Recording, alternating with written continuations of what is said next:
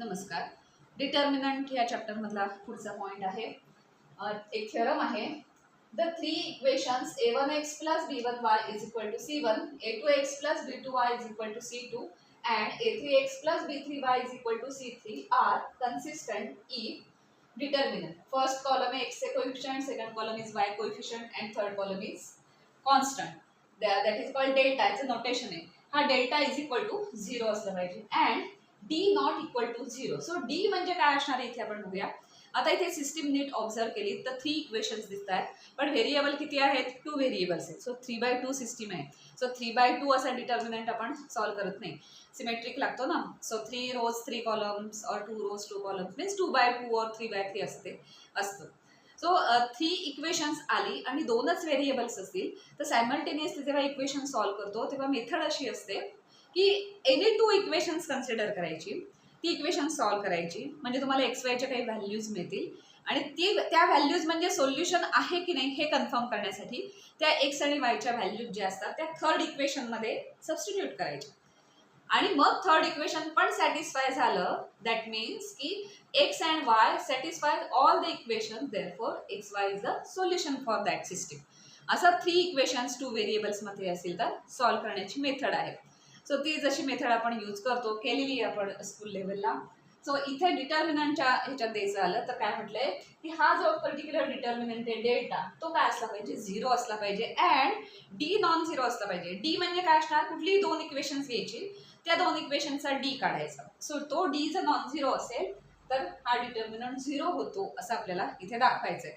So इथे आपण prove काय करणार आहोत की डी नॉन 0 आहे असं कन्सिडर करून सिस्टीम कन्सिस्टंट आहे का हे बघण्यासाठी हा डिटर्मिनंट 0 येतो का चेक करायचं. म्हणजे हा डिटर्मिनंट जर 0 आला तर आपली सिस्टीम काय होणार आहे? कन्सिस्टंट होणार आहे.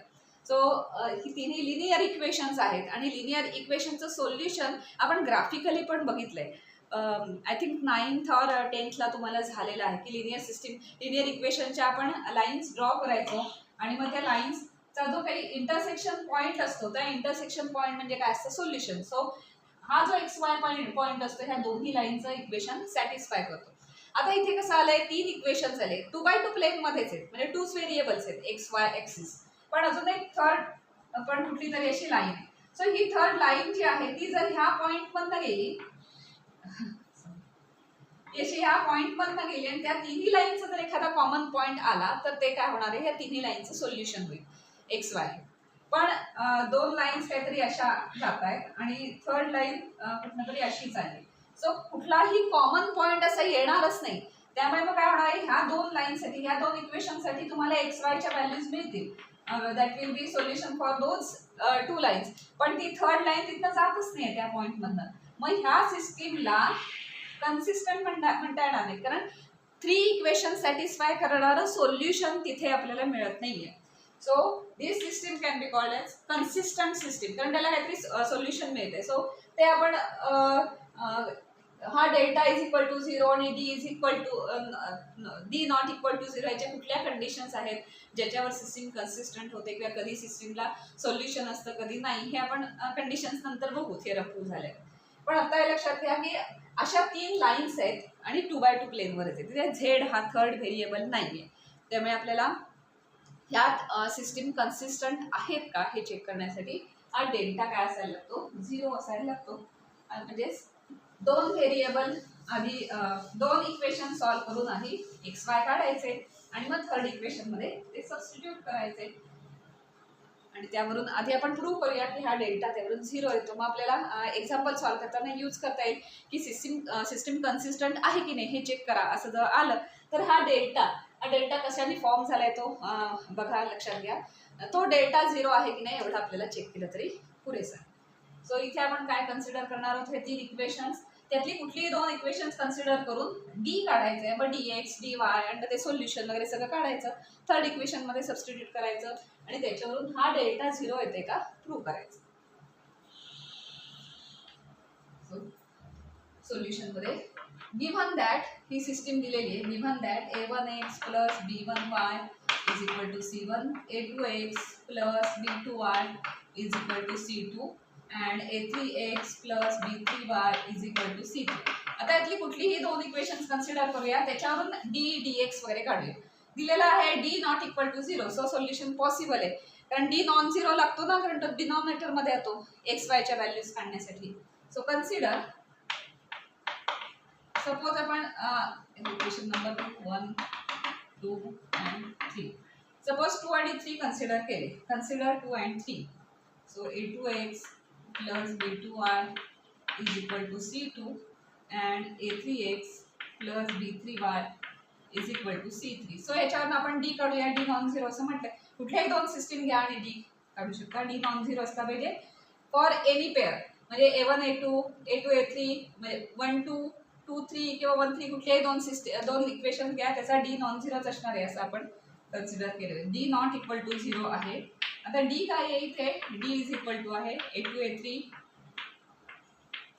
आणि b2 b3. आता याचं जर सोल्युशन काढायचं आलं तर dx and dy लागतात. So dx is equal to काय येणार आहे, dx मीन्स हे फक्त रिप्लेस करणार आपण c2 c3 b2 b3. आता हे माहिती आपल्याला एक्झाम्पल सॉल्व केले तर आपण dy is equal to a2 a3 and c2 c3. So d dx dy हे सगळे आपण लिहून घेतोय. याच्यावर x आणि y च्या व्हॅल्यूज काढायचे असतील तर काय फॉर्म्युला आहे, then that implies x is equal to dx upon d and y is equal to dy upon d. हे आपण लिहू शकतो इथे, because given that d not equal to 0 आहे, त्यामुळे आपण डिनॉमिनेटरला घेऊ शकतो. आणि याचं सोल्युशन x आणि y आहे. जेव्हा आपण एक्झाम्पल सॉल्व करू तेव्हा अर्थातच ते रिअल नंबर येणार आहेत ना, dx d dy d वगैरे सगळे, त्यामुळे ते x y चे रिअल नंबर्स येणार आहेत. सो हे सोल्युशन असणार आहे x अँड y. आणि जेव्हा दोन इक्वेशन सॉल्व केले तेव्हा थर्ड इक्वेशन सॅटिस्फाय होतंय की नाही हे कसं चेक करणार, तर ह्या x अँड y च्या व्हॅल्यूज आपण त्या थर्ड इक्वेशन मध्ये सबस्टिट्यूट करणार. आता रिमेनिंग इक्वेशन कोणतं आहे, आपण इथे second and third equation use केलं. सो ह्या व्हॅल्यू एक्स वाय च्या आपण फर्स्ट मध्ये सबस्टिट्यूट करूया आणि कन्सिस्टंट आहे की नाही चेक करायचं, म्हणजे हा डेल्टा 0 येतोय का आपल्याला प्रूव्ह करायचं. So putting these values xy in equation 1, let's putting this xy in equation 1, then equation 1 becomes a1 into x, x means किती आहे dx upon d, plus b1 into y means dy upon d is equal to c1. आता dx आणि d च्या value घालूया. पण आधी इथे common d हा डिनॉमिनेटर आहे तो इकडे शिफ्ट करूया, म्हणजे इथे डिनॉमिनेटर राहणार नाही. So that implies a1 dx plus b1 dy is equal to c1 d. तो इकडे आणू आपण, आणि आता dx dy आणि d च्या ह्या व्हॅल्यूज इथे घालू. तर इथे त्यांना मायनस होणार वगैरे, आता अल्जेब्रा आहे ते सगळं. So that implies a1 into dx means किती आहे c2 c3 b2 b plus b1 into dy means a2 a3 b2 a3 and c2 c3 minus c1 into काय येणार आहे आता a2 a3 and b2 b3. आता इकडे minus आणले ना, त्यामुळे इज इक्वल टू काय मिळालं आपल्याला 0. सो आपण d नॉन झिरो हे कन्सिडर केल्यामुळे हे आपल्याला सगळं काढता आलं, व्हॅल्यूज काढता आलं, एक्स वाय व्हॅल्यूज काढल्या, ते आपण इक्वेशन 1 मध्ये सबस्टिट्यूट केल्या, त्यावरून आपल्याला हे एक इक्वेशन मिळाले. आता हे इक्वेशन म्हणजे काय ते थोडंसं आपल्याला, हे इक्वेशन म्हणून जर आपण बघितलं तर ते डिटर्मिनंट सॉल्व केलेलं आहे का थोडंसं आपण चेक करूया. सपोज हा डिटर्मिनंट घ्यायचा आला तर त्याची व्हॅल्यू 0 दाखवायचीच आहे आपल्याला. ह्या इक्वेशनची व्हॅल्यू ऑलरेडी 0 आलेली आहे, पण हा इक्वेशन मध्ये हे डिटर्मिनंटचंच एक्सपान्शन आहे का ते थोडंसं आपण ऑब्झर्व करायला लागेल. सपोज a1 ला मल्टिप्लाय करायचं आलं तर कुठला डिटर्मिनंट येतो, b2 c2 b3 c3 हा डिटर्मिनंट येतो. तो जसाच्या तसा इथे आलाय का एकदा चेक करूया. थोडे काही बदल करावे लागले तर बदल करू आपण. तर c2 c3 b2 b3 कसा प्रॉडक्ट असतो, b2 c3 minus c2 b3, उलट झालं तर मायनस साइन येणार. म्हणजेच काय इथे b2 c3 minus c2 b3 थोडंसं असं होतं, म्हणजे जवळजवळ तसाच आहे हा डिटर्मिनंट, फक्त काय झालंय हा कॉलम इथे आणि हा कॉलम इकडे आलाय, त्यामुळे थोडासा इंटरचेंज करूया. पण डिटर्मिनंट मध्ये कॉलम किंवा रो इंटरचेंज केले की साइन चेंज होतो, त्यामुळे ह्या a1 ला थोडं मायनस साइन येणार आहे, तेवढं आपण बघूया. त्याच्यानंतर b1 ला जे मल्टिप्लिकेशन मध्ये आहे ते सगळं एक्झॅक्टली तसं आहे का बघूया. b1 इंटू काय असतं a2 a3 c2 c3 a2 a3 c2 c3. So b1 ला जो मल्टिपल आहे तो एक्झॅक्टली तोच आहे, तो काही चेंज करायची गरज नाही. त्याच्यानंतर C1 ला काय बघूया, C1 ला काय असणार आहे, A2 B2 A3 B3 A2 B2 A3 B3 म्हणजे फक्त A1 साठी कॉलम चेंज केला तर हा डिटर्मिनंट सॉल्व्ह करण्याचं किंवा एक्सपांड करण्याचं जे काही इक्वेशन फॉर्म होतं ते सेम इक्वेशन हे होईल आणि मग हे आपण हाच डिटर्मिनंट आहे असं इथे स्टेट करू शकतो. सो याला इक्वेशन नंबर 4 असं आपण म्हणूया. ही सगळी व्हॅल्यू जी आले इज इक्वल टू 0 आले त्याला इक्वेशन नंबर 4 आणि थोडंसं याला याप्रमाणे याच्या डेफिनेशन प्रमाणे थोडं ऍडजस्ट करूया. सो दॅट इम्प्लाइज इथे आपल्याला एक कॉलम इंटरचेंज करावा लागेल पण कॉलम इंटरचेंज करताना मायनस साइन येतं बाहेर.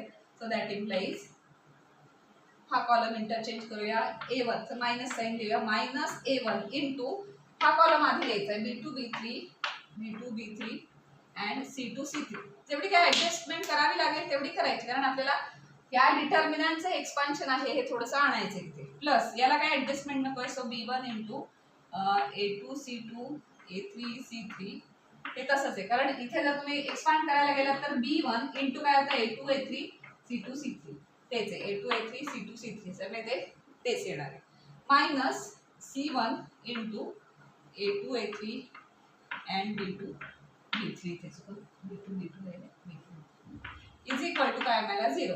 आता हे जे इक्वेशन फॉर्म झालंय ते एक्झॅक्टली ह्या डेल्टाचं एक्सपान्शन आहे का त्या डिटर्मिनंटचं एक्सपान्शन आहे का बघूया.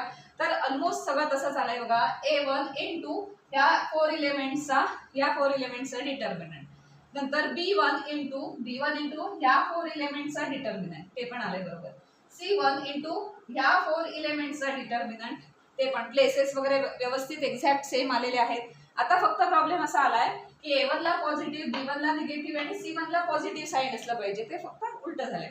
या दोघांना निगेटिव्ह आहे आणि ह्या दोघांना पॉझिटिव्ह आहे पण राईट साईडला झिरोच असल्यामुळे ते आपण -1 ने मल्टिप्लाय केलं आणि राईट साईडला ॲब्सॉर्ब झालं असं आपण म्हणू शकतो. सो दॅट इम्प्लाइज हे -1 ने मल्टिप्लाय केलं तर काय होणार A1 into B2 C2 B3 C3 minus होणार B1 into A2 A3 C2 C3 आणि C1 ला प्लस होणार C1 into A2 A3 B2 B3 आणि इज इक्वल टू काय मिळालं 0. आता हे सगळं एक्सपान्शन एक्झॅक्टली ह्या डिटर्मिनंटचं एक्सपान्शन आहे हे तुमच्या लक्षात येईल. म्हणजे ही जी लेफ्ट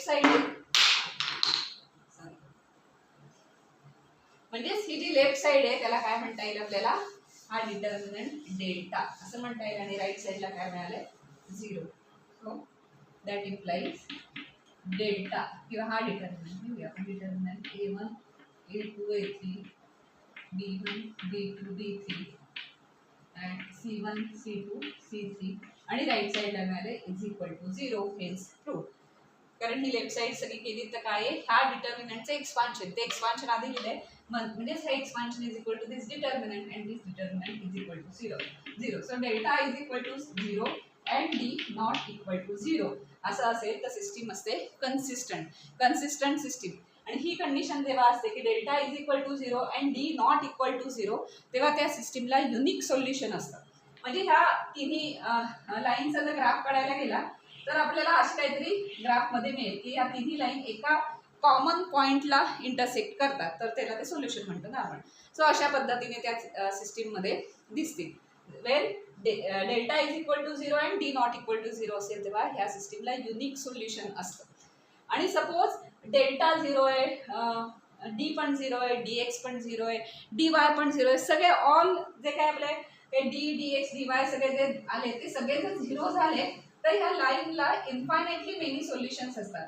इन्फायनाइटली मेनी सोल्युशन म्हणजे काय की एकमेकांच्या मल्टिपल मध्येच ते असतात साधारण अशा ही फर्स्ट लाईन झाली त्याच्यानंतर ही सेकंड लाईन झाली अँड देन ही थर्ड लाईन झाली. म्हणजे ग्राफ तुम्ही त्या लाईनचा काढायला गेलात तर त्या इन्फायनाइटली मेनी ठिकाणी इंटरसेक्ट झाल्या तसं म्हणजे इन्फायनाइटली मेनी सोल्युशन्स असतात. पण कुठे असं झालं की डेल्टा नॉट इक्वल टू 0 हे जर आलं तर मात्र that system is called inconsistent म्हणजे त्या सिस्टीमला सोल्युशन नसतं. So there is no solution if delta not equal to 0. There is unique solution if delta is equal to 0 and D not equal to 0 जे आता आपण प्रूव्ह केलं थेरममध्ये. And there are infinitely many solutions if delta 0, d0, dx 0, dy 0 all सगळ्याच्या values 0 आल्या तर infinitely many solutions असतात. So लक्षात आलं ही सिस्टीम कशी थोडी वेगळी आहे, कारण 2च व्हेरिएबल आणि 3 इक्वेशन्स आहेत. त्यामुळे या सिस्टीमला कन्सिस्टंट म्हणजे याला सोल्युशन असण्यासाठी काय तर या कंडिशन्स आहेत. याच्या आधी आपण ह्या अशा टाईपच्या लिनियर सिस्टीम सॉल्व्ह केलेल्या आहेत. सायमल्टेनियस इक्वेशनच्या ज्या मेथड होत्या आपल्याला स्कूल लेवलला त्याने आपण सॉल्व्ह केलेल्या आहेत. पण आपण आता असं चेक करू शकतो की सोल्युशन असेल की नाही. त्यासाठी काय करायचं, एक डी कुठल्याही 2 इक्वेशनचा एक डी काढून बघायचा जो नॉन झिरो आहे ना चेक करायचा, आणि डेल्टा फाइंड आउट करायचा जो 0 आहे ना चेक करायचा. सो इक्वेशनला सोल्युशन असेल असं म्हणता येईल. आणि जर विचारलं पुढे जाऊन की मग जर सोल्युशन एक्झिस्ट होत आहे तर व्हॉट इज द सोल्युशन, तर मग सोल्युशन काढण्यासाठी क्रेमर्स रूल यूज करायचा, डी एक्स डी वाय काढायचे, एक्स वाय काढायचे आणि मग ते तुमचं सोल्युशन तिथे होईल.